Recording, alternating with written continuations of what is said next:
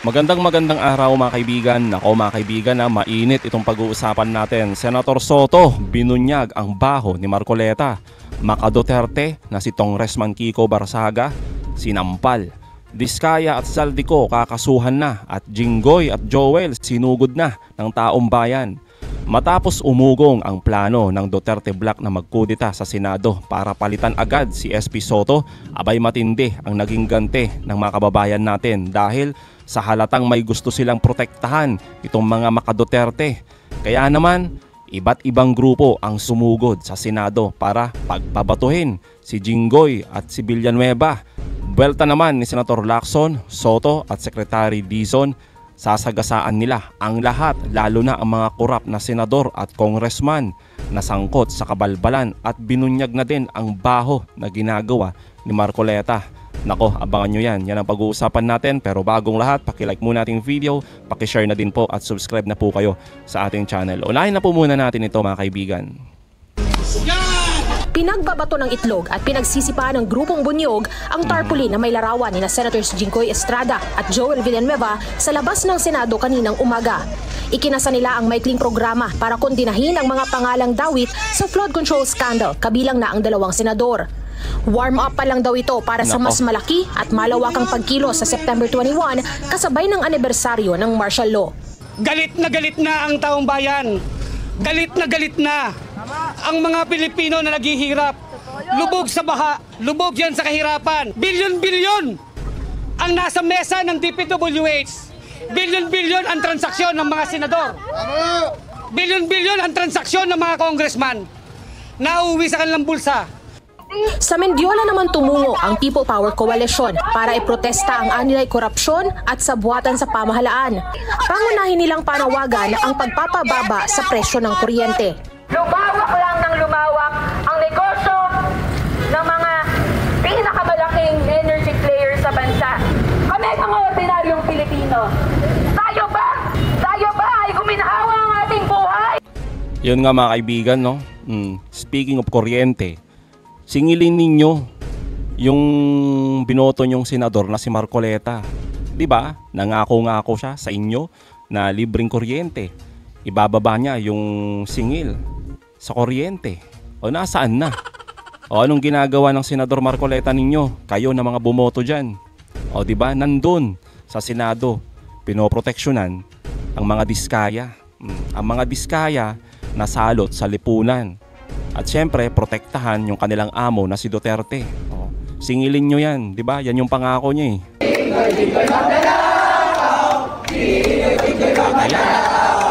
Grabe.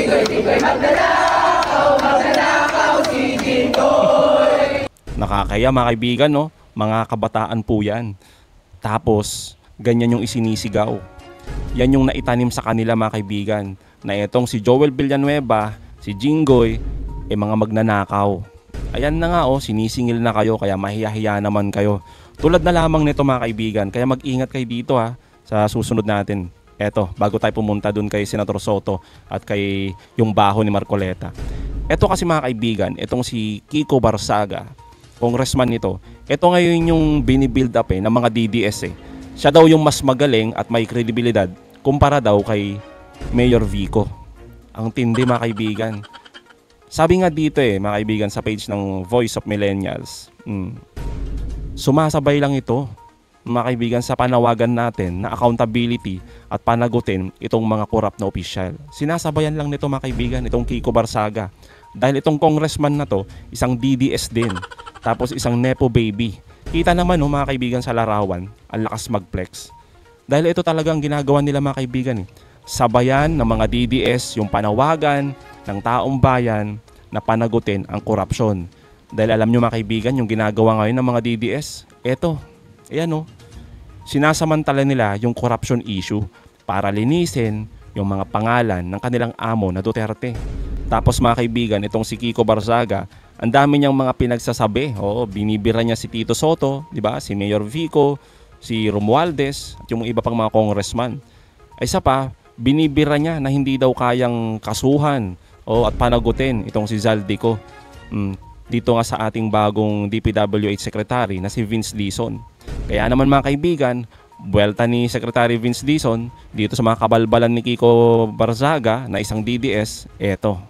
Sec, kunin ko lang po yung yung reaction niyo po tungkol dito sa pinost ni Congressman Kiko Barzaga saying na you are loyal daw kay Romualdez and sa 2026 dami na namamatay sa baha tapos siya naman ang magre-resign. Your thoughts on this? Well, hindi ko po kilala si Congressman Barzaga. I don't want to even entertain what he said. But I think, ito lang ang sasabihin ko. Our actions will define what he just said. Hindi ako pupunta dito sa i-deny ko, whatever. Hindi na lang. Hintayin nyo na lang siguro yung mga aksyon na gagawin natin sa mga susunod na araw, susunod na linggo. And I think the people will judge us by our actions. Totoo naman, di ba mga kaibigan, yung sinasabi ni Secretary Vince Dizon, gawa muna, hindi puro ngaw-ngaw, di ba? Tulad na lamang itong Kiko Barzaga na to na isang DDS. O, halata naman mga kaibigan, nakikisabay lang talaga sa totoong panawagan natin na pagbabago at panagutin yung mga korap na opisyal. Siyempre kasama na doon yung kanilang amo, di ba? Yun lang yun eh. Not by what we say, but by what we do. Tama. Doon tayo i-judge ng taong bayan. At uulitin ko, sinabi ng Pangulo, walang kamag-anak, Ayan, no? walang kaibigan, walang kalyado. Lahat ng kailangan managot, dapat managot. And our actions in the next few weeks, I think, will allow the people to judge us whether meron ba tayong sinasanto o wala. Hi, Sec. Sec, yung dun po sa Oriental Mindoro, yung sa SunWest po, I believe dun sa SEC GIS po kasi na, di ba, iba na, andun naman po yung mga directors. Pero there are reports po kasi na the beneficial owner of SunWest is Representative Zaldico. Like, how do we try to also go after yung beneficial owners of these construction firms that were filing cases against? O yan sasagutin na yung tanong mo, Kiko Barzaga, regarding dyan kay Zaldico na hindi daw kayang kasuhan. O eto, sampal sa'yo to. Inaaral ng mga abogado natin ngayon ang ifa-file nating kaso. Pero, ang sisiguraduhin ko sa inyo, kung saan tayo dadalhin ng ebidensya, kahit sino pa, sinabi nga ng Pangulo, kahit sino pa yan ay tutumbukin natin at yan ay kailangan managot. Kasama na rin kung merong mga beneficial owners. Yung kaso na pinayo natin kahapon, ni-name si Sara Diskaya as beneficial owner. So ginawa na natin yon sa St. Timothy kahapon. So hintayin na lang natin ang ifa-file na kaso sa Merkules para malaman natin kung sino ang pananagutin natin. Pero wherever the evidence leads us, we will go after them. Malinaw naman na siguro na sagot yan, mga kaibigan, doon sa mga paratang ng mga Duterte patungkol nga dito sa ginagawang investigasyon at aksyon ni Secretary Vince Dizon. Secretary, Patrick Cruz from Rappler. Regarding dun sa sinabi ni Bryce Hernandez sa House, yung mga flood control projects na allegedly binabaan, quote-unquote, ni Senator Jinggoy as well as Senator Villanueva sa Bulacan, na-check ba ng DPWH if these projects are ghost projects or substandard? Chine-check po natin lahat ngayon. No? You have to understand, no? Para lang maintindihan ng mga kababayan natin. No? Libo-libo po ang proyekto ng DPWH. Pero ang napansin ko po personally, sa aking wala pang 2 linggong nandito, merong malaking problema sa quality control at sa pag-check ng mga proyekto. Nako. Paulit-ulit ko naririnig yung excuse. Masyado pong madami, wala po kaming tao, hindi po namin ma-check. Sinabi yan ni Alcantara, nung kinausap ng mga tao natin si Regional Director Pakanan ng Oriental Mindoro, yun din ang sinabi niya. Grabe. Hindi daw niya ma-check. Kailangan pong magbago yan. Hindi po pwede yan. Paano ka magbabayad ng buo sa isang kontraktor kung hindi mo na-check yung gawa ng kontraktor na yon? Pag kayo nagpagawa ng bahay, babayaran nyo ba ng buo ang kontraktor ninyo? Kung may problema yung ginawa niyang bahay para sa inyo, kung may tulo, kung bitak-bitak yung semento, Di ba hindi nyo mabayaran? Hindi. Papaayos nyo muna, hindi ba, bago nyo bayaran? Tama. Dapat ganun din. Hindi ganon ang nangyayari dito. Hindi ganon. Kitang-kita naman natin. Tulad na lamang nito mga kaibigan, yung paglilinis ng mga alipores ni Duterte dyan sa Senado. Itong mga kabalbalan di umano ng mga diskayas. Nung panahon ni Duterte, ano ba yung itinatago nila? Eto mga kaibigan, binunyag po ni Senate President Soto itong mga umaalingasaw na baho ni Marcoleta. Ang issue was Senator Marcoleta wanted me to sign, nire-request na itong si Pacifico Diskaya and si Saria Rowena Diskaya be admitted into the Witness Protection Program. Pursuant Grabe. to and so, ganyan. Ibig sabihin niya, bibigyan mo ng immunity itong bigla. So, pagdating sa akin ng sulat nung gabi, hindi ko pinirmahan. Ang sabi ko, i-refer ko ito sa i-refer ko ito sa Blue Ribbon na bagong chairman dahil alam ko, kinabukasan, magkakapalitan. At ang tinanong ko nga, bakit sila nagmamadali na ipasok sa state witness to? Hindi pa tapos, hindi pa natin nabe-verify yung veracity ng mga sinasabi.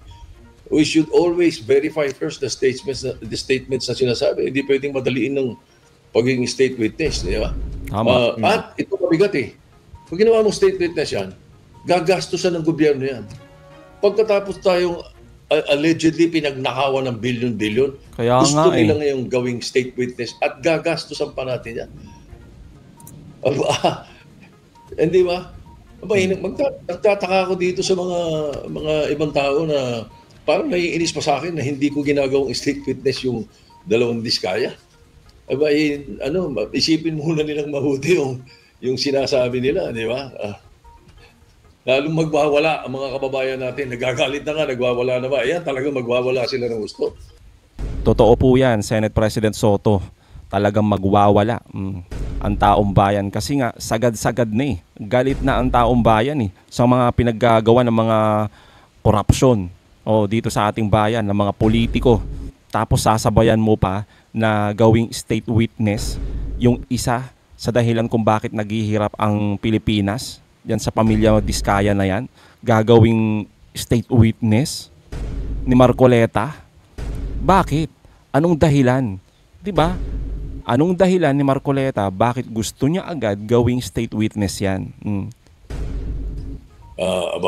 Sabi, isang punto yung sabi nila, nag-umpisa raw sila sa DPWH, tinanong namin sila. Sabi niya, 2016, sa mga interview nila sa media, may sinasabi sila thereabouts, na yun nga, bigla silang yumaman sila dahil sa negosyo nila sa DPWH, ganun yung silang mga kwento, at sobrang yaman.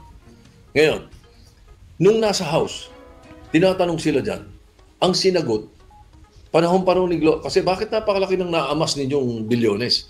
Ang sabi, hindi, panahon pa raw ni Gloria Macapagal. Ando na sila sa DPWH hanggang kay Noynoy, panahon ni Noynoy, at saka dito nga sa panahon ni Marcos. They jumped the 2016 to 2022. Samantalang, sila ang number one contractor of the DPWH on record from 2016 to 2022. Ba't di nila binabanggit yun? Sila mismo on their own siguro, baka masyado silang mabibisto doon sa mga panahon na yun, yung 6 na taon na yun, sapagkat andun yung pinakamarami sila sa kontratista.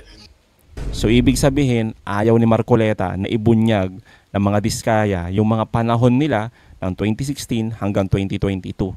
So tama nga yung mga kababayan natin na itong si Marcoleta protector talaga ng mga Duterte. Ang kapal na mukha, no?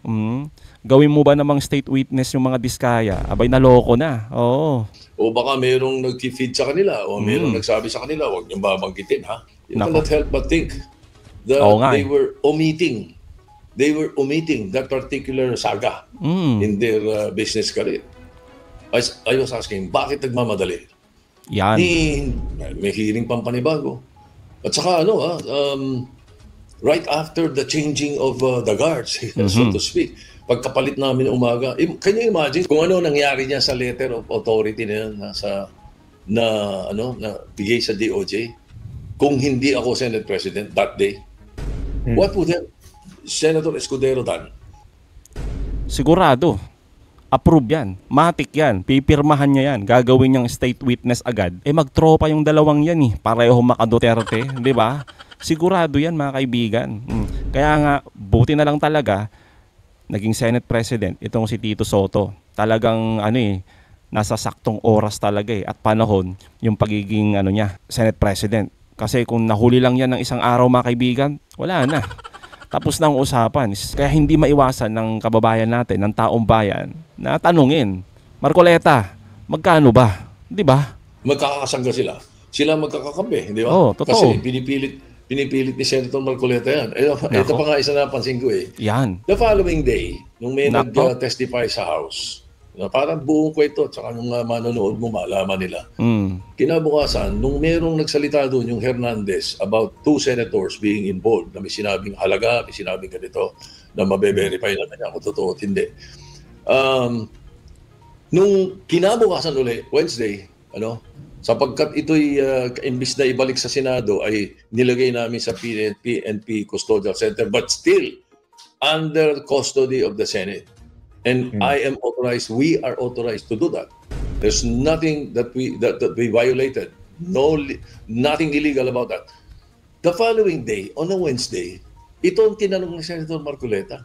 Kinestyon niya pagkatapos mag-privilege speech si Jinggoy. Oo nga And then, alam mo, nagkakainitan pagka merong ipinipilit na mali May ipinipilit siyang mali Kaya nagkakainitan, Pero, later on, na-realize ko, hindi yun ang point. Ang reading ko, camouflage yun. Camouflage yun to put me and the leadership of the Senate under the gun, kunwari. Pero ang naiinis sila kung bakit hindi ko pinirmahan yung sulat sa DOJ. Ang sinasabi dito mga kaibigan ni Senator Soto, ito yung pumunta sa floor, itong si Marcoleta, di ba? Tapos tinatanong niya kung bakit hindi pa ibinabalik si Bryce. Nag-aano lang siya, kumbaga camouflage lang mga kaibigan, yung mga unang tanong niya, kunwari lang. Kumbaga bumubuelo pa lang, pero ang totoong intensyon talaga ni Marcoleta sa araw na yon, kaya siya pumunta sa floor, ay para hilingin yung kanyang naging proposal na gawing state witness ang mag-asawa. Kung saan sinampal siya ng katotohanan ni Tito Soto, na hindi pwede. Ganon din naman yung sinasabi ni DOJ Remulla na hindi pwede. At hindi lang yan mga kaibigan, yan din ang sinasabi ng taong bayan. Huwag gawing state witness ang Diskaya, kundi magkakagulo talaga. Baka may commitment sila to someone. Although malamang hindi aprobahan ni Secretary Remulla yun. But then again, is there a commitment somewhere? Commitment? O baka naman hindi lang sa pinoproteksyonan yung 2016, 2022 na connection niya sa mga Duterte. Dito pumapasok ulit yung tanong ng taong bayan, magkano ba? Mukhang matindi ang bigayan magkano ba? Ayaw kasing aminin Nako. Hindi ba? Parang galit na galit bigla sa akin dahil ayaw kong bigyan ng proposal for immunity to be the witness protection program ng mag-asawa. Believe me. At saka, baka mayroong nakiusap na ipasok sila sa witness protection program. Wala nga naman silang kulong. Yun nga Pero nung after the debates namin, ang ginawa ko, I was just curious. I called Secretary Boying Remulla. Tinanong ko, Secretary, alam mo ba itong istorya dito nung Lunes ng gabi? Hindi ko pinirmahan. Ito dapat papunta sa'yo, ganito.